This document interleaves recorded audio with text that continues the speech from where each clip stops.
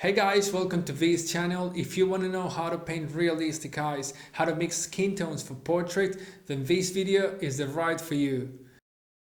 I'm going to be showing you the whole process on how to paint realistic eyes, as I share with you my top tips on how to paint realistically, not only the eyes, but the full portrait. So stay tuned and make sure to watch all this video that is packed with lots of useful tips. If you're interested in painting with oils, specifically painting portraits, then subscribe to this channel, hit the like button and share this content with all your friends. With that said, let's get painting. I want to take a minute to show you the colors that I use. I use Ivory Black, Raw Umber, Burnt Umber, Cat Red, Yellow Ochre, Burnt Siena, Cat Orange, Terra Verde Green and Flake White. When it comes to lighting my colors, it's really important for the way that I paint that I almost never add just white to lighten my mixes.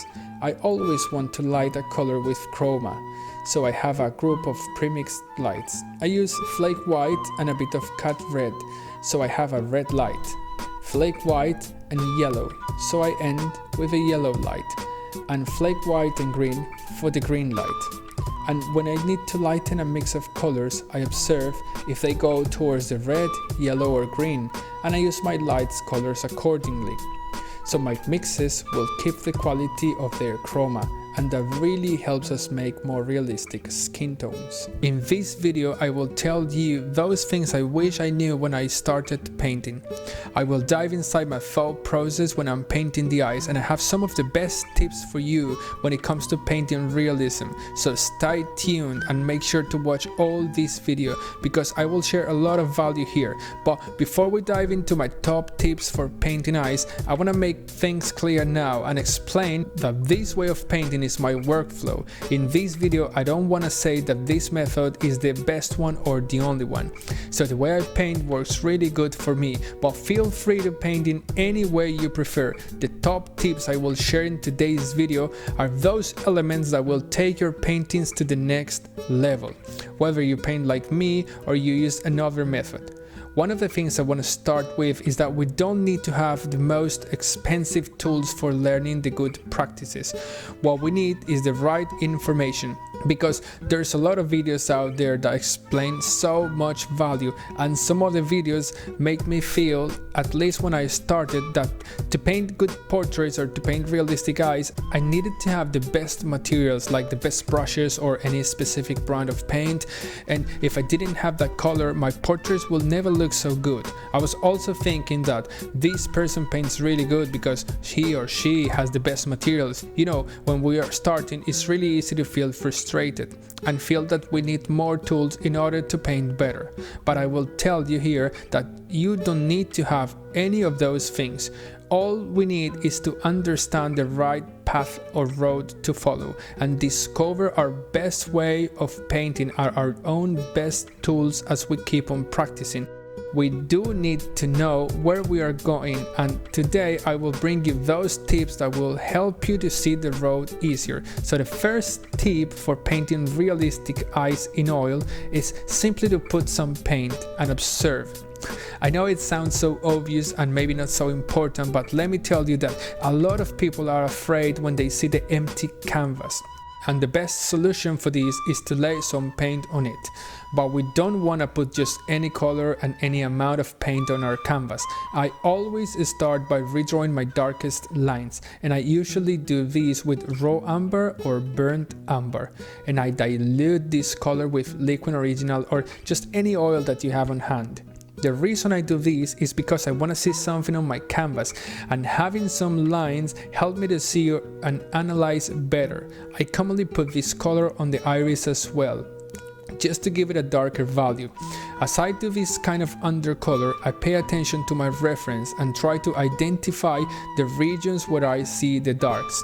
This is one of the things that I wish someone told me when I first started, because when I started I was kind of blind and I didn't know how to start a portrait or a painting of an eye. I think many people just give up on their attempt to paint because they don't really know where to start from, and I tell you that it's as simple as put some paint and then work with what you get. It's like you want to put the clay and then model that clay. When I'm painting eyes, I always like to start from the inside out. I like to have a real sense of form over the sclera, and then work on what's around it. I also want to mention that the sclera is almost never white, because it's affected by the light, and as the sclera is a wet surface, it reflects the other colors around it. It also has its own shadow and veins, so understanding this will make your eyes look more real. As I put more color and redraw some of my major lines, I start to see things more clear, and there is something that changed the way I was painting, and this one is one of the best tools I can possibly have when it comes to painting and drawing. This completely changed my way of observing because it helps me to simplify what I'm doing at this stage, and here is my second tip for painting realistic eyes. Simplify the darks and the lights in values and shapes. So whenever I'm starting a painting, I want to observe my reference and try to see the shapes of the darks. This one is especially useful for drawing portraits. And if you want to see me drawing a realistic portrait, just let me know on the comment section down below, so I make a video just for you. For the purpose of the painting, I want to simplify the darks and paint them with this simple color. The reason I'm using burnt umber is because it will give the shadows a warmer intention, which is really beautiful in paintings. So guys, I'm not trying to teach you how to paint here. I want to share the way I learned, so you don't have to make the same mistakes I've made or lose a lot of time trying to realize what to do, but instead you know what not to do. So you guys can skip directly to the process of painting. And you must be wondering, why would I share with you all of the knowledge I've gathered over more than 10 years of practice? And the reason is because as I learned from other people who shared with me their knowledge, I feel that I need to do the same. Also because we all want to grow, and as I share my process, I understand it more and I become better as well. So if you're finding value here on this video, I really appreciate that you subscribe to my channel, hit the like button, and also drop me a comment on the section down below with your thoughts. My third tip for painting realistic eyes is all about mixing skin tones. But before we dive into this tip, I wanted to talk about the skin color or flesh tones. And I wanted to say that there's not a thing such as skin color. We cannot mix a color and then use it for all of the types of skins or all of the portraits that we paint.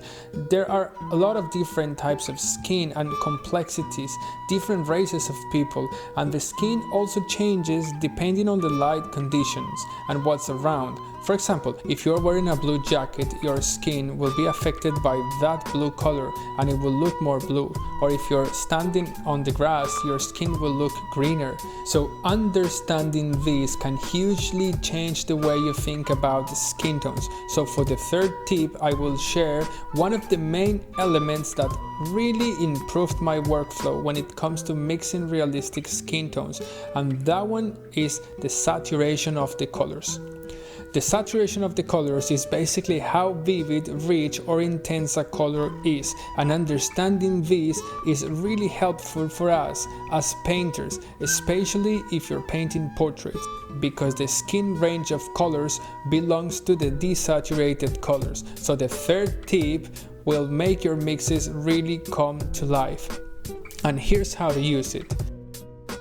As you guys can see from my palette, I basically use the paint that's already there, and I don't mix new colors every time. What I do is I add more colors to the big mixture that I have, and by doing so, the colors tend to desaturate. I apply these colors, and what I love about painting like this is that I think in terms of color temperatures. So if I see colors on the skin that go to the side of the greens, I basically just add any green that I have to a side of the mixture of colors on my palette, and the result is going to be a desaturated green that belongs to the same range of all of the colors on my palette. So it's like if I want to move all my palette to the range of the desaturated colors and then play around with the mixes. instead of having to mix every color apart, trying to match what's on the skin of the reference. Don't get me wrong guys, this is also a great practice for learning how to mix colors, but for me, when it comes to painting portraits, I want to be sure that the colors I mix look real, and the saturation of the colors is my way to go. My fourth tip for painting realistic eyes is a very simple one, but also so important, and commonly beginners don't pay too much attention to it, and is the color of the canvas and the palette. It might sound so simple, but this little tweak on my workflow helps me a lot. I remember when I was mixing my colors on the wooden palette and then painting with them on my canvas, on my white canvas. I was so frustrated to see how my mixes didn't look the same when I was applying them. And with the time, I understood that the colors are all relative to what is around them. So something can look greener or redder depending on the colors around them. And this confused me a lot at the beginning, especially when I was mixing. Here's a bonus for you, and it's the gray color of the canvas and the palette. I always paint on a canvas that matches the same color of the palette. The reason is that all of the colors I mix on the palette will look exactly the same on the canvas when I apply them, but the gray is much more useful than just that, because the gray is a neutral color and a middle value in the scale from dark to light, so gray is right on the middle. It also helps me to see my darks and lights so much easier, but also permits me to see every little variation on the colors. This little tip made a huge difference and speeded up my workflow a lot.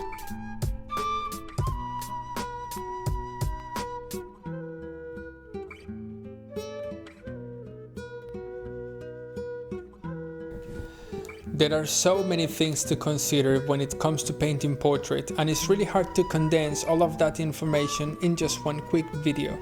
But certainly these tips can help you, and they are a great practice to do if you really want to make better portraits or better eyes. Also, as the eyes are perhaps the most important feature on a portrait, I wanted to dedicate a minute to talk about the emotional part of painting eyes, because at least to me, when the portraits are emotionally affected, they look more real, and they capture all of our emotions when we're painting them. And the will to do something is different because we feel motivated. So another good tip is to paint something that makes you feel better. If eyes are that, so go for it. Let me know if you're finding value here on the comment section down below, and subscribe to my channel. By the way, my name is Nico, and my channel is all about painting in oils, specifically painting portraits. I'm gonna end this video with my last tip, and this one is probably the most important when it comes to painting realism. It doesn't matter what you're painting. This is a must, and those are values. So the last tip of today's video is to limit your value range. As I talked previously, I use the gray of my canvas to set a middle gray value and then extend my range towards lights and darks. But I don't want to work on my portraits or my eyes painting and then darken a zone, then work again and redarken everything, and then work again and darken everything again, and so on and so forth. Because when I was started with painting, values were a very hard thing to learn. But this tip is a great help, and I will tell you how to use it. So at the very first stages of my blocking in, I want to set a value for my darks and also for my lights. And as I have a middle value on my canvas, remember the gray, I basically only have to worry about the transitions from my middle to the dark and from my middle to the lights. This is particularly useful because we know exactly how far we should go in terms of light and shadow, and we can work and discover all of the values within this range. So limiting the values is important because it's very hard to see pure white or pure black on the skin. With this I mean that realistic skin values are commonly close to the middle, or better say, the range of values is very limited.